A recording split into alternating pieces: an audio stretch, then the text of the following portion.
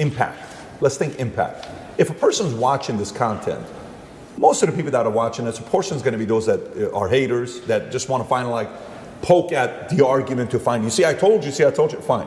But a lot of people that are also watching this, they're probably wanting to make impact. They want their life to have meaning behind it. That's who's watching this show today, right? Okay, so I can't be a president, but I want to make impact. I being anybody that's watching this.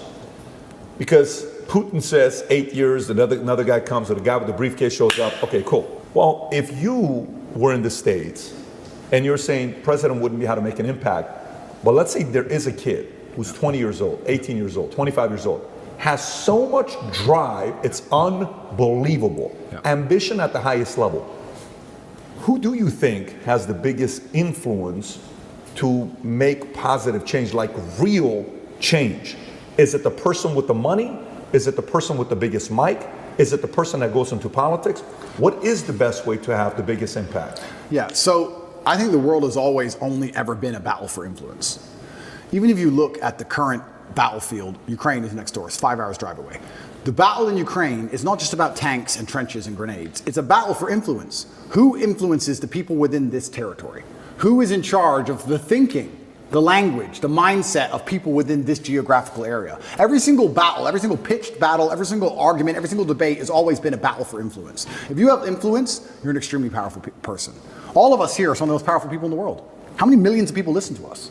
We have massive influence. And I think you can have influence at the ground level. You don't have to be a famous podcaster or famously well-known to have influence. I would argue that those Romanian grandmas who gave me my food will remember me for the rest of their lives. I would like to believe I gave a positive influence and a positive impact on their lives for the rest of their life. I believe if you go through life and you're genuinely a good person, you try your best to be good to people, and you're honest, and you shake hands, and you don't lie, and you're on time, and you work hard, and you're good to everyone who's good to you, I think you'll have a massive influence. And I also believe, I truly believe that God is extremely giving. There's the saying, goes around, comes around. Completely true. But I would say it comes from God. God is keeping an eye on you, and he's paying attention to you, and he knows the kind of person you are and the kind of things you do. And I don't believe if you're actually genuinely a good person all of the time, that you're not going to get some goodwill back to you. Look at my scenario. If I was being a piece of shit for years with all these chicks, I'd be in jail. I'd be in jail.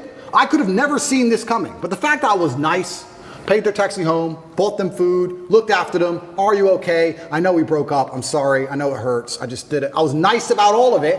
Here I am. I'm fine. So I could have never seen this Matrix attack coming.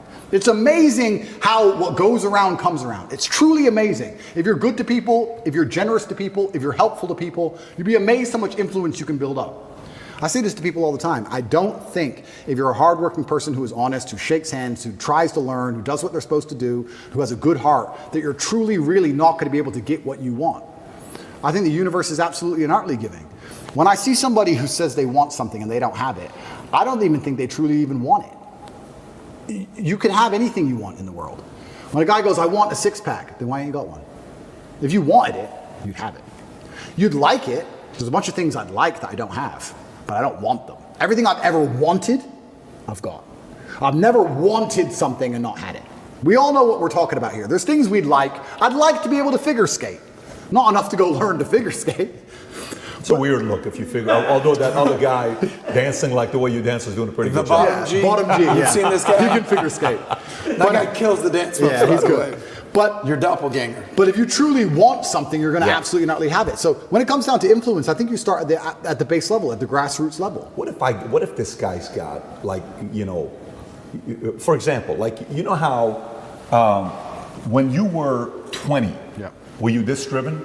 Oh, absolutely. Okay, so when you're 20, who did you look at and say, I can do it as good as him, if not better? My coach, because I wanted to fight, and he used to beat me badly. Everyone used to beat me up when I was young, and I wanted to be the best, so I used to go into the fight championship. Okay, how about communication? Who'd you look at? Were you always a good communicator? I can see you being a great communicator since you were 14 years old. I was pretty good, yeah. Okay, who did you look at and say, that guy's good, but I think I can, you know, do it better? That's a good question.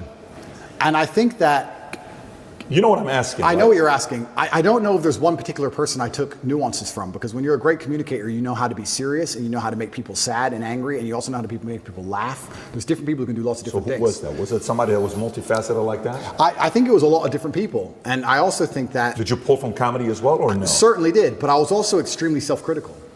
I think that's where a lot of it comes from. I'll watch this podcast back 15 times. I will notice every single time I made a mistake. Just then I said I'll watch twice. That was a mistake. I will watch this back 15 times and I'll identify every single error. I have an email list and I sign up and I get words of the day. I get 5 or 6 new words a day, which I try my very best to memorize. It's harder than you think to memorize 5 words a day, but I always try to make sure I have the most interesting vernacular I can possibly have, a wide vocabulary, so I can be very specific with my points. The reason I actually did that, I keep talking about my dad, but I'm his son. I have the same name, Emory Andrew Tate III. He was Emory Andrew Tate II. My father was a linguist for the CIA. He spoke Russian and German and Spanish and English. And I think I've told this before. Back then, when they needed someone who spoke Russian, they would take a Native American and teach them Russian. Nowadays, we have a bunch of Russian-speaking allies. You can go to Estonia, Latvia, Lithuania. They're all NATO and just get a Russian speaker. Back then, they taught my dad Russian, and he held the Air Force record for the fastest assimilation of a foreign language. When he died, a guy sent me a message saying, "You don't know who I am, but I worked with your father in the Air Force," and he had the fastest assimilation. He learned Russian in 2 weeks. Crazy. And I remember saying to my dad, "Will you teach me Russian?" He said, "Boy, you don't even know English." I said, "What do you mean?" He goes, "You don't even know English." And once he sat me down with a dictionary, I was like, "You're right. I don't even know English." That's why I've lived in Romania 7 years. People say, "Why don't you speak Romanian?" Because I don't know English yet. I need to finish the first job before I learn the second. I don't know English. There's a bunch of words I don't know. I can't speak how he spoke. So I don't have time for a second language. Yeah. Also, another thing I found really interesting, Putin speaks English. Have you ever heard him speak English? No. Because if you want to speak to Putin, you speak to him in his language. You speak to me in Russian, and I reply to you in Russian, so I cannot be misunderstood or misconstrued. I don't make a fool of myself. You can't get me on some vernacular trick.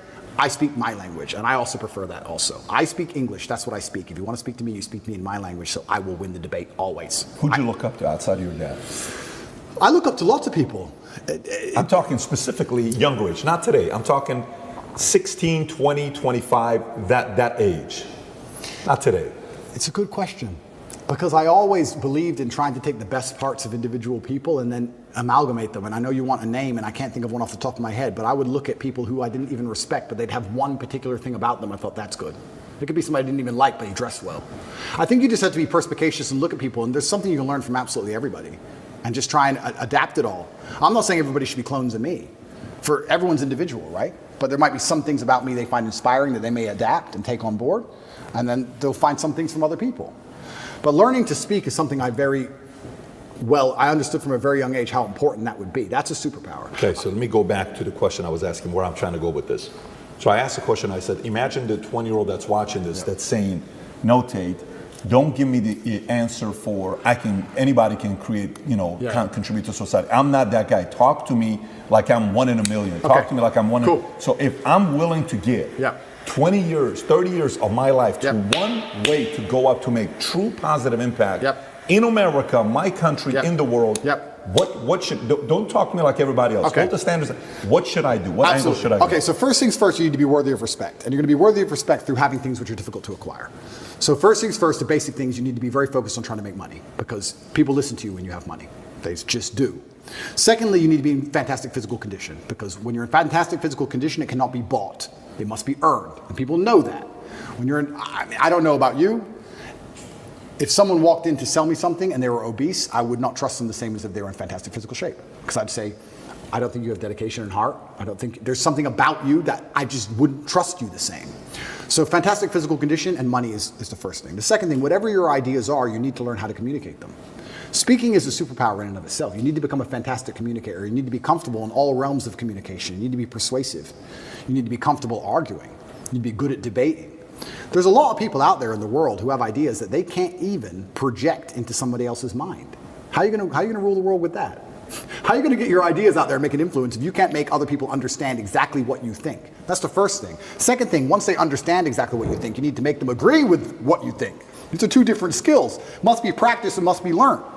If you're 20 years old and you want to change the world, you need to be having endless debates. Endless. Without resorting to name calling, not on Twitter like a dummy, in person.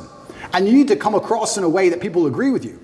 We can go back quickly and talk about the red pill. The difference between me when I talk to girls on these panel shows and every other guy when they talk to girls on these panel shows is, when I'm done, all the girls want me. Watch them. Watch the shows. I say the same thing, and by the end, the chicks are in love with me, as opposed to saying the same thing and the chicks thinking I'm a dickhead.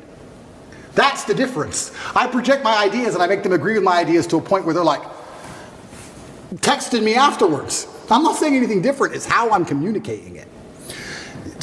You can catch more flies with honey than hurting people sometimes. So you need to be good at everything. You need to have a Swiss Army knife of tools. I know when to be intimidating or aggressive. I know when to come across as obtuse. I know when to come across as exceptionally open-minded and easy to understand. I know when to come across as understanding. I know all these things. This all has to be practiced. And a lot of it is, communication. I would say, if you're going to say to a 20-year-old who's truly exceptional and driven, I'd say you need to become a master communicator. Because once you can do that, you can do anything. And that fixes all the other problems, right? We talk about making money. If you're a master communicator, you do fantastic in sales, you'll kill sales. You'll absolutely destroy sales if you're a master communicator. Not many people know this, but I used to sell windows. You know the old school knock on the door? Window sales. I did window sales for 2 or 3 years, and I'd say this is one of the hardest jobs you could possibly do. And I would always recommend a young man, if he has some time to waste, to go sell windows. And the reason, it's fantastic, because I'll tell you why. It's the hardest one to sell because, 1, nobody wants them. 2, they don't know who you are. And 3, even if you convince them that they need windows, after them not knowing who you are, then they go to all your competitors and then it becomes a price war. It's a nightmare. It's the hardest sales job. If you're selling a Lambo, at least they want the Lambo, right? Nobody wants glass and plastic. They already have windows.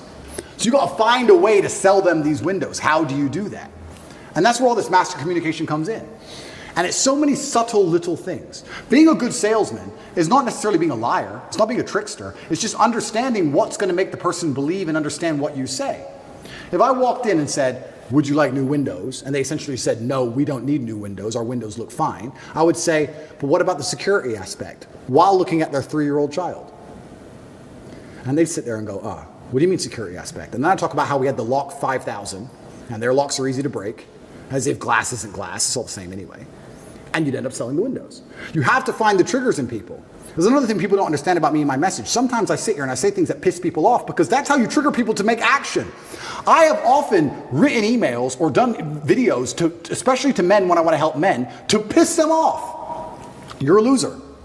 You're a dumbass. Andrew, why do you mean? Because you're not going to go to the gym unless I tell you you're a fucking loser. And you are a loser, and I'm not lying to you. You are a loser. The emotional trigger you need to get up off that chair is the fact that you're not important, nobody cares who you are, any girl you're ever in love with I could take, and you're insignificant, and when you die, nobody's interested. That's your fault. You could have been something else. You did that. You failed.